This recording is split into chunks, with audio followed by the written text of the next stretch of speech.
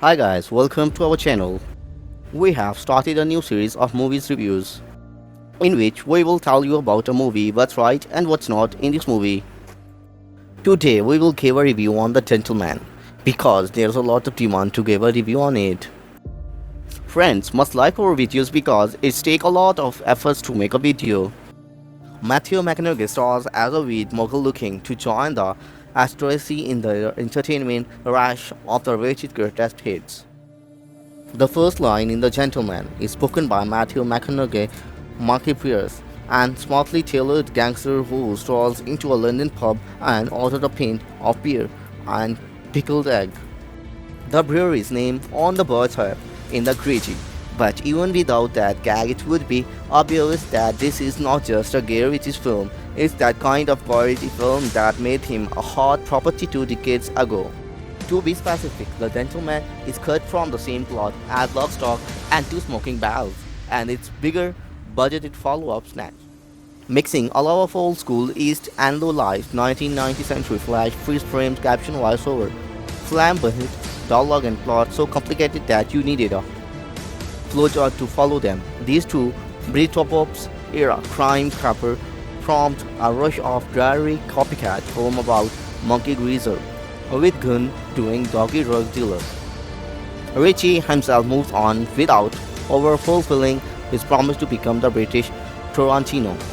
After writing and directing Swept Away, a legendary Turkey starring his then wife Madonna, his next mob movies Revolver and Rock'n'Rolla exemplified the law of dimensioning returns. Eventually, he settled into being Hollywood's leading exponent of Billy's studio franchises, some more successful. Sherlock Holmes, Aladdin, then others The Man from Uncle, King Arthur, Legend of Sherwood. Now he's back on home turf. Mobile phone and social media feature in the librarian plot. Half the characters have straggly beard and Bugsy. Malone is just some rapping, but in every other respect, The Gentleman smacks of the 19th century.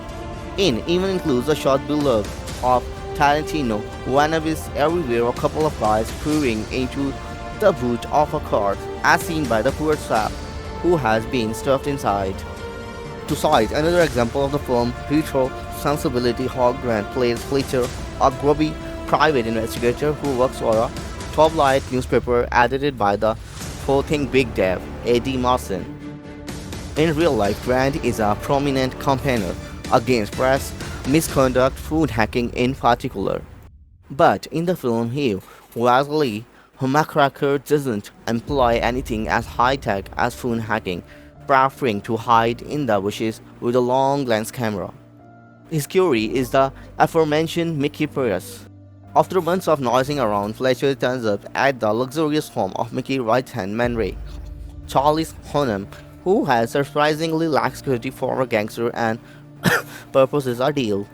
Rather than selling Big Dab the full story of Mickey's criminal career, he is willing to hand every photo and document to Mickey for 20 million euro.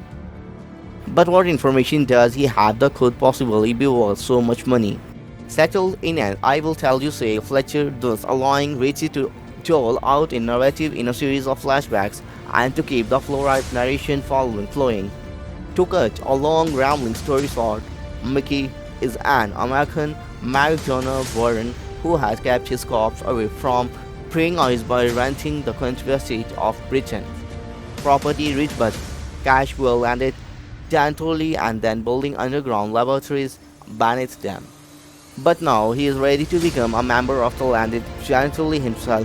One theme of the film is a fine line between aristocrats and gangsters, although Ritchie doesn't have much to say on the subject that wasn't said in performance 50 years ago. Kane retired with his Cockney Cleopatra wife Michael Dacre. Mickey offers to sell his business Lock, Stock and Barrel to a fellow American Jerry Strong succession for the £400 million. But dry-eye Henry Golding, the ambitious con of a Chinese syndicate, is determined that Mickey should sell to him instead. He then sets off a chain of fights, threats and double crosses involving a Russian oligarch and Irish boxing trainer Colin Farrell, a street gang called the Toddlers, and plenty more besides.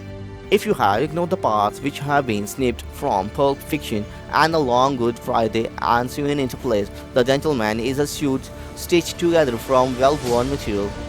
Compare it to Martin Scorsese's recent return to the gangster movie, The Irishman, and it's clear that while one filmmaker has brought a new depth to his favorite genre, the other is content to splash around in the solo. All that's changed is that Richie doesn't quite have the same driving worry that he used to. Fletcher says that Mickey is getting slow and soft in middle age, and the writer-director might have been talking about himself. If The Gentleman is nothing more than a strip to some outrageous old hunt thought, who can blame him for making that trip? There is no denying the nostalgia of somewhat guilty player experiencing his madly tangled plot and colorful language once again.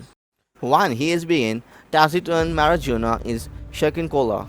When he isn't, it is the dirty wonder wheat or white widow super cheese. Some of his more elaborate phrases are almost Shakespearean, except with more offensive words than the bard used, and the actor receives the rare opportunity to comp on such deliciously pungent banter. Having been Lady Mary for so long in Downton Abbey, Dockery is revelatory as a hard as nailed Jewish garage honor. The film's title is also an accurate indication of its gender imbalance, but the meaty female role is better than none.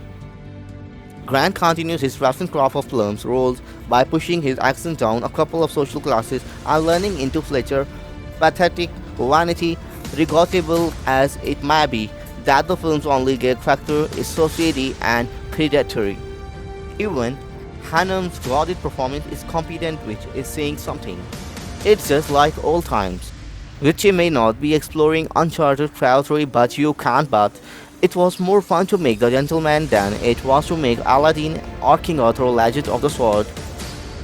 It's more fun to watch The Gentleman than those films too. Our goal is to introduce you every Hollywood movie and English TV series. We express your opinion in comments below and let us know how you like our videos. Share our channel and thumbs up on our videos. If you have liked this informative video, then press the below like button and encourage us. Thanks for watching.